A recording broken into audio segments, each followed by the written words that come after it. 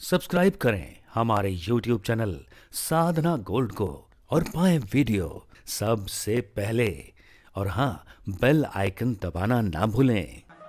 आजकल के बच्चे पढ़े लिखे तो हैं पर संस्कारहीन हैं। बोलने का भी तरीका नहीं है कि कैसे बोलना चाहिए अपने से बड़ों से। आजकल के बच्चों को और तो सब ठीक है, पांव छूना तक नहीं आता कि पांव कैसे छूना चाहिए। बाएं हाथ से घुटने तक जाते हैं। बुढ़ापे में कमर बेचारों की झुकती नहीं कि पांव चरण छू लें, अपने माँ बाप के चरण छू के प्रणाम करें। गलती बच्चों की कम है, माँ बाप की ज्यादा है। आप लोग अपने बच्चों को प्रणाम करना तक नहीं सिखा पाते। अब सोचिए, प्रणाम बच्चों को, बेटे को दंडवत प्रणाम करना चाहिए, अपनी माँ को, अपने पिता को, गुरुजनों को प्रणाम अच्छे से करना चाहिए। प्रणाम करने से क्या होता है ना? आयुर्विद्या यशो बलम, आयु विद्या यश और बल का में वृद्धि होती है, आयु बढ़ती है प्रणाम करने से। आशीर्वाद जितना ले लो क्या घट रहा है?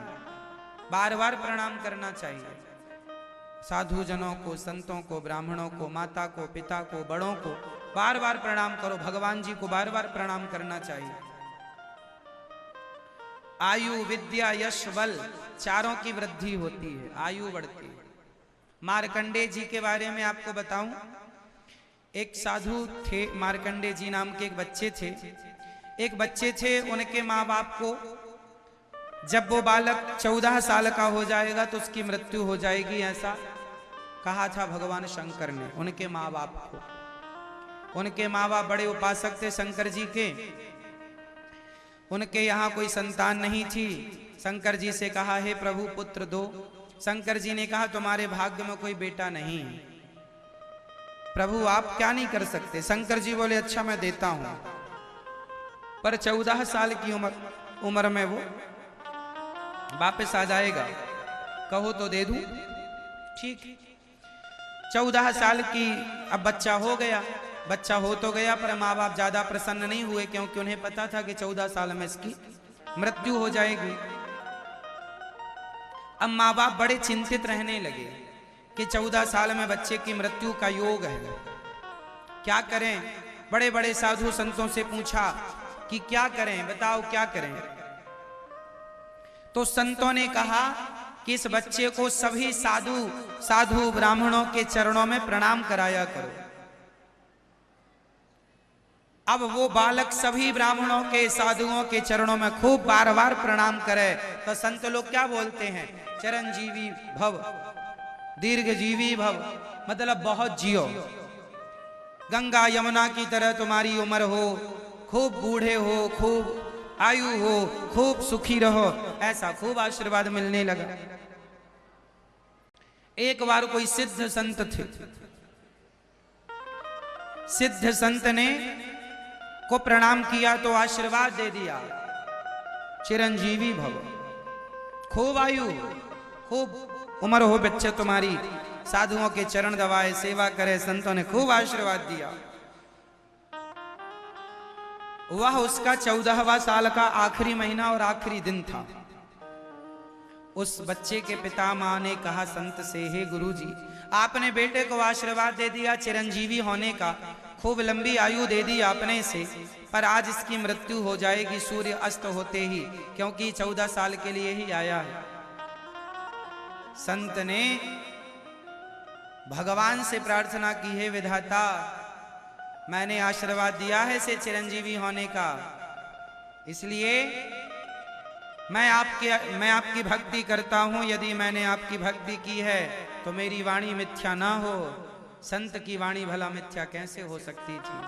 उसकी मृत्यु का जब समय आया तो वो बीमार सा हो तो गया, अचेत सा हो तो गया, पर संतों के आशीर्वाद के कारण उसको शंकर जी ने आकर फिर कहा कि इसकी मृत्यु का योग था, पर इतना आशीर्वाद इसने ले लिया कि उस आशीर्वाद से इसकी मृत्यु का योग टल गया और यह अमर हो गया। अमर मीन्स आज भी 7 लोग अमर हैं। 8वें मार्कंडे जी, अश्वत्थामा, बलर्व्यासो, हनुमानश्च, विभीषण, कृपा, परशुरामश्च, ये 7 लोग आज भी जीवित हैं, अमर हैं। कौन कौन? अश्वत्थामा, बलि, व्यास जी, अश्वत्थामा, बलिर्व्यासो, हनुमान जी, विभीषण जी, कृपाचार्य जी और परशुराम जी। अश्वत्थामा, बलिर्व्यासो, हनुमानश्च, विभीषण, कृपा, परशुरामश्च। ये 7 लोग आज भी 8वें मार्कंडेय जी, ये बालक 8वें। कहने का तात्पर्य यह निकला कि प्रणाम करने से यश बढ़ता है, आयु बढ़ती है। इसलिए बच्चों को कम से कम प्रणाम करना तो सिखाओ कि बड़ों को प्रणाम कैसे किया जाता है। माँ बाप को, अच्छा कोई बालक आपको प्रणाम करे तो आप कौन सा आशीर्वाद देते हैं? बोलो मेरी माँ, क्या आशीर्वाद देते हैं? कुछ लोग कहते हैं खुश रहो, कुछ लोग कहते हैं दीर्घ जीवी भव, खूब लंबी आयु हो आपकी। सब अपना अलग अलग आशीर्वाद देते हैं। तो पता नहीं किसकी वाणी कब सत्य हो जाए। तो फ्री में आशीर्वाद मिल रहा है तो लेने में क्या नुकसान है, ये बताओ। इसलिए ब्राह्मणों के चरणों में प्रणाम करना चाहिए, साधुओं के चरणों में प्रणाम करना चाहिए, माँ बाप के चरणों में प्रणाम करना चाहिए, बड़े बुजुर्गों के। बड़ा बुजुर्ग हो, भले वो तुम्हारा रिश्तेदार ना हो, भले वो कोई हो, बुजुर्गों को प्रणाम करना चाहिए, बुजुर्गों को नमस्कार करना चाहिए। शास्त्रों में यह भी लिखा है कि बुजुर्ग भले वो शूद्र ही क्यों ना हो, शूद्र ही हो पर आयु में बड़ा है, उम्र बड़ी है, बुजुर्ग है, उसे भी प्रणाम कर लेने में कोई बुराई नहीं। प्रणाम करने से आयु ही बढ़ेगी, आशीर्वाद ही मिलेगा। तो प्रणाम करते रहा करो। देखो, बच्चों को संस्कार देंगे वो आपका धन बनेगा, नहीं देंगे, सिखाएंगे अच्छी चीज वो भी आपका है, नहीं सिखाएंगे वह भी आपका। इसलिए बच्चों को सिखाओ, अच्छी चीजें सिखाओ, है ना।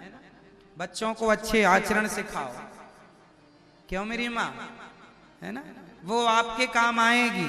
जो माँ बाप अपने बच्चों को सही रास्ता ना बता पाए, सही शिक्षा संस्कार ना दे पाए, वह माँ बाप आज रो रहे हैं बच्चों के नाम का कि क्यों इसे संस्कार नहीं दिया, रो रहे हैं।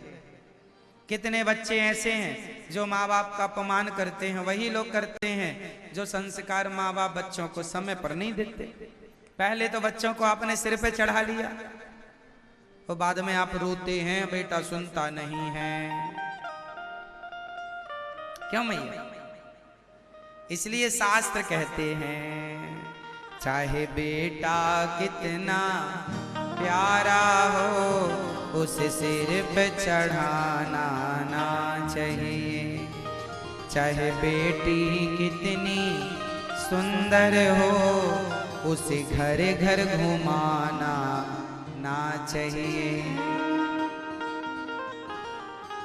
चाहे बेटा कितना प्यारा हो, उसे सिर पे बिठाना ना चाहिए। चाहे बेटी कितनी सुंदर हो, उसे सिर पे बिठाना, उसे घर घर घुमाना ना चाहिए, है ना।